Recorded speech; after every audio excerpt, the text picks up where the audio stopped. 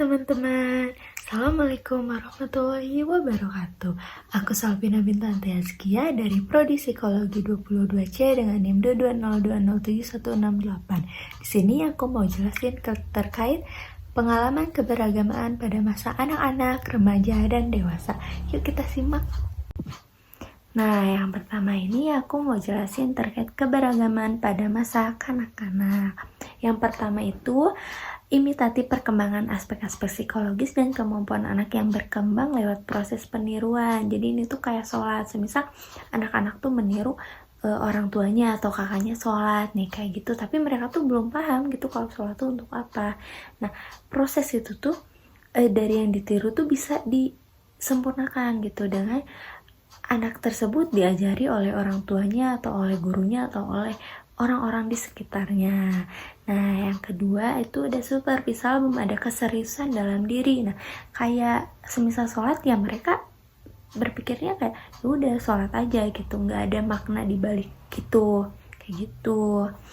Ritualistik, pemahaman dan penghayatan secara agama itu belum mendalam pada anak-anak ya, karena mereka masih pada tahap proses mengenal apa itu agama, apa itu neraka, apa itu surga, kenapa kita harus sholat, seperti itu.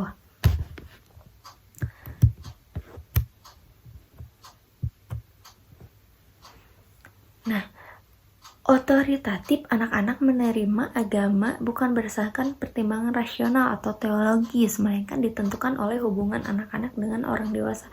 Jadi kayak anak-anak tuh ikut agama orang tuanya. Semisal agama orang tuanya itu Islam, ya anak ikut Islam. Semisal orang tuanya agamanya Kristen, anak ikut Kristen. Seperti itu.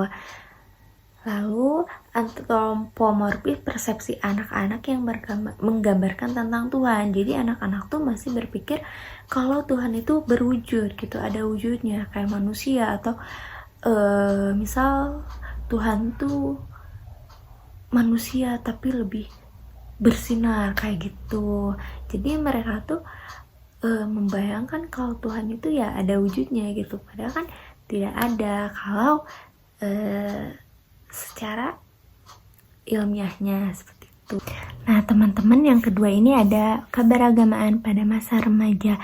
Kebanyakan pada masa remaja itu masih labil gitu, sehingga terjadinya keraguan pada agama yang dianutnya. Apalagi semisal kalau orang tersebut, remaja tersebut berada pada lingkungan yang berbeda-beda agamanya. Jadi kalau semisal dia tuh masih berpikir kayak, kenapa ya di agama Kristen ini ibadahnya tuh di waktu-waktu tertentu aja gitu, jadi enggak sering gitu, sedangkan di agama aku sehari 5 kali, belum puasa, belum ini, belum itu ya, seperti itu.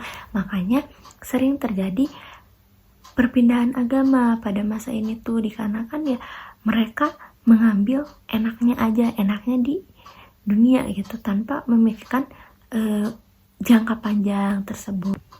Nah, yang ketiga ini ada keberagamaan pada masa dewasa. Menurut Clark 1958 dikutip mensinyalir bahwa masih sangat banyak orang-orang dewasa yang belum matang kehidupan beragamanya.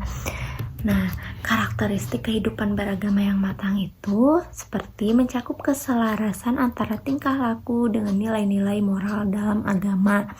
Ini berarti moralitas agama telah menyatu dalam seluruh aspek kehidupan beragama yang matang, juga bersifat komprehensif, integral, dan heuristik. Nah, serta proses konsisten perkembangan kehidupan beragama adalah proses berkesinambungan yang tidak pernah selesai sepanjang kehidupan individu. Ini menunjukkan bahwa perkembangan beragama terus berkembang dalam diri individu. Jadi tidak ada masa habisnya gitu, tidak ada masa stopnya ya, terus-terusan aja berkembang teman-teman, seperti itu. Nah, itu saja macam-macam keberagamaan pada masa anak-anak, remaja, dan dewasa.